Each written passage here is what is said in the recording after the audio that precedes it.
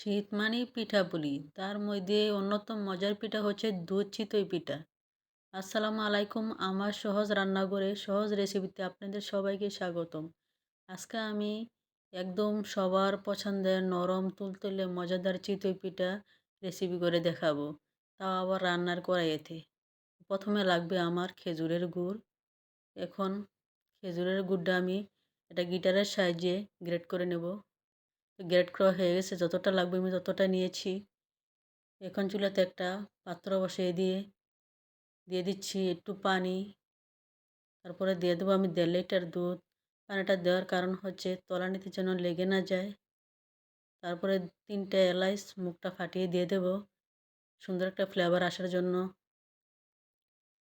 এখনও দুধটা আমি অনেকক্ষণ জাল করে নেব। একটু পরিমাণ মতো লবণ দিয়ে দিচ্ছি। তারপরে দিয়ে দিচ্ছি গুড়। খেজুরের গুড় দিয়ে আমি নেড়েচেড়ে অনেকক্ষণ জাল করে ঘন করে নেব দুধটা। তারপরে দিয়ে দিচ্ছি নারকেল কোরানো নারকেল দেওয়ার পরে আরও 5 মিনিট জাল করে ঢাকনা দিয়ে ঢেকে উঠিয়ে রেখে দিছি। তারপর নিয়ে নিচ্ছি একটা মিক্সিং বোল, 2 কাপ চালের গুঁড়া, স্বাদ মতো লবণ নিয়ে লবণটা একটু মিশিয়ে নিলাম।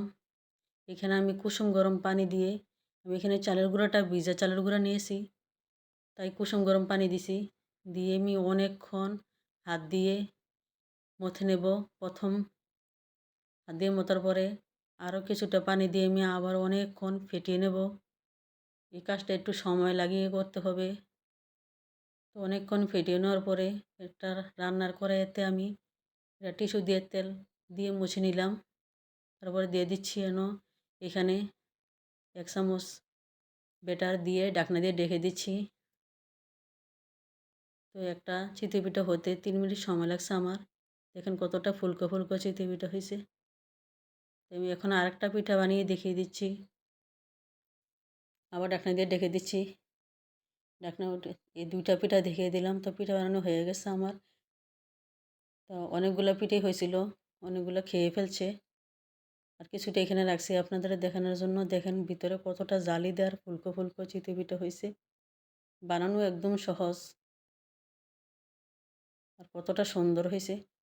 এখন আবার আমি দুধ আগের থেকে জাল করা দুধটা আবার গরম করে নিয়ে এই গরম দুধের মধ্যে পিঠাগুলো ভিজিয়ে দেব। তো সবগুলো পিঠে আমি ভিজিয়ে দিচ্ছি, দিয়ে একটু জাকিয়ে দেব।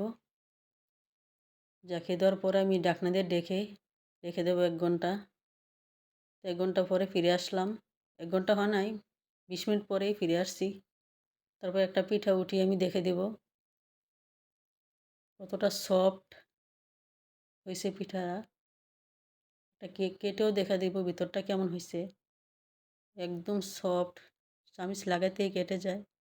আর খুবই মজাদার একটা পিঠা। তো আমার ভিডিওটা যদি ভালো লাগে একটা প্লিজ লাইক দিবেন।